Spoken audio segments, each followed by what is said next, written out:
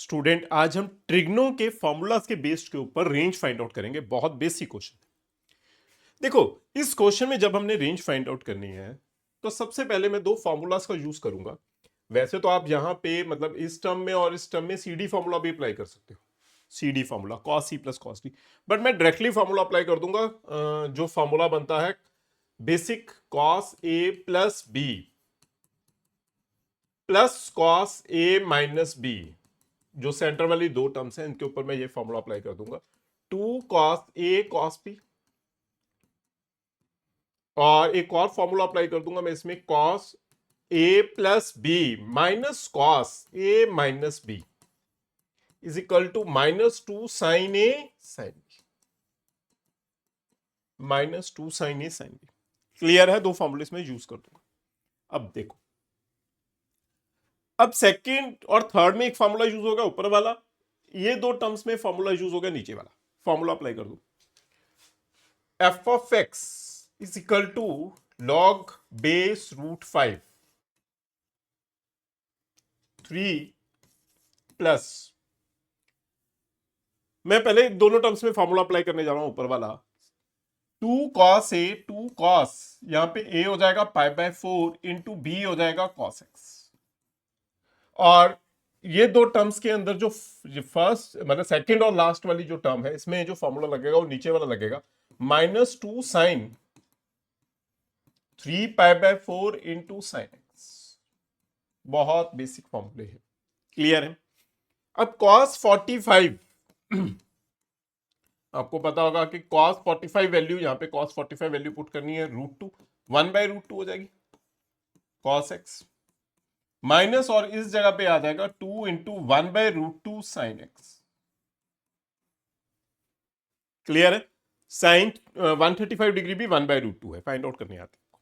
ये कैंसिल हो जाएगा तो टर्म बनेगी log √5 f of x value है is equal to 3 plus √2 cos x minus √2 sine x। ये पता होगा आपको, बेस सेम पावर सब्ट्रैक्ट किया है तो हमारे पास ये टर्म आ गया √2 cos x minus √2 sine x। अब देखो, इस चीज में अगर मैं फॉर्मूला है maximum and minimum value find out करने जा रहा हूं सिर्फ इस पार्ट के लिए, तो इसमें maximum value minimum value find out करने के लिए एक रिजल्ट पता होगा आपको, a cos x plus minus b sin x। अगर कुछ भी आ जाए, अगर साइन एंड कॉस हो जाए जैसे कि इस तरह से दिखाई दे रहा है, तो इसमें मैक्सिमम वैल्यू आ जाएगी √a² प्लस b², और जो मिनिमम वैल्यू आ जाएगी वो आ जाएगी -√a² प्लस b²। इस पार्ट के लिए मैक्सिमम और मिनिमम वैल्यू आ जाएगी अकॉर्डिंग टू दिस नंबर, मतलब ये बन जाएगा √2 cos x minus √2 sin x is equal to less than equal to √a² मतलब 2² प्लस 2², और इस तरफ क्या हो जाएगा -2² प्लस 2²। ये हो जाएगा 4, sorry it is √2² not a 2², √2², क्योंकि a b दोनों ही √2 हैं, √2²। क्लियर है? ये भी a b कितना बन जाएगा ये 4 माइनस 2, और इस तरफ हो जाएगा √2 cos x minus √2 sin x, और इस तरफ कितना हो जाएगा 2। क्लियर है?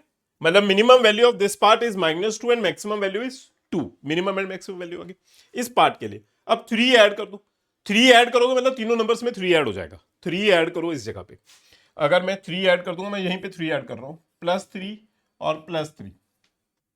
3 ऐड कर दोगे तो हमारी मैक्सिमम मिनिमम वैल्यू इंटरनल जो पार्ट है इसमें मैक्सिमम वैल्यू मिनिमम वैल्यू किसकी इक्वल आ जाएगी √2 cos x √2 sin x, और इस तरफ हो जाएगा 5। क्लियर है? ये इंटरनल वैल्यू आ गई। रेंज फाइंड आउट करनी है, अब लॉग अप्लाई कर दो, log with the base √5। Log apply करोगे तो ये टर्म क्या बनेगी log √5 3 plus √2 cos x minus √2 sin x less than is equal to log √5 base 5। Log 5 to the √5 है जो टर्म है, इस तरफ कितना बनेगा log 1, और नीचे बेस √5 ही है। क्लियर? अब देखो इसमें जो मिनिमम वैल्यू आएगी वो तो जीरो साफ दिखाई दे रही है। क्यों? क्योंकि log 1 क्या होता है? जीरो। log 1 जीरो है तो ये तो जीरो आ गया, log 1 जीरो। इस तरफ ये नंबर सेम है, √5। इंटरनल वैल्यू तो सेम ही आएगी ना। मैक्सिमम वैल्यू देखो कितनी बनेगी, मैं इसे सिंप्लीफाइड टर्म में लिख देता हूं। जो ये मैक्सिमम वैल्यू है, इसे सॉल्व करने के लिए देखो कंडीशन मैं यूज कर रहा हूं, यहां पे दिखा रहा हूं मैं आपको। लॉग जो √5 है इसे आप लिख सकते हो 5⁻1/2, और ऊपर टर्म कितनी है? 5। क्लियर है? अब दो प्रॉपर्टीज का मैं यूज करने जा रहा हूं, मैं प्रॉपर्टीज यहीं पे लिख रहा हूं। दो प्रॉपर्टीज कौन सी? क्या अगर log x to the base a है, इसकी पावर n है, अगर बेस में पावर n आ जाएगी तो इसे आप लिख सकते हो 1/n log x to the base e। अगर बेस में पावर आ जाए तो रेसिप्रोकल होके टर्म आ जाएगी। अब इसमें बेस में पावर 1/2 है तो रेसिप्रोकल होके किसके इक्वल बन जाएगी? ये टर्म बेस में पावर 1/2 है, log 5। ये 1/2 1/1/2 बन जाएगा 5। ये प्रॉपर्टी तो आपको डायरेक्ट पता ही है कि log 5 टू द बेस 5 अगर ऊपर है नीचे सेम टर्म हो जाए तो 1 हो जाएगा, और सिर्फ एंड सिर्फ ये 2 ऊपर चला जाएगा, ओनली नंबर क्या बच जाएगा? 2, क्योंकि ये वाली टर्म 1 होगी।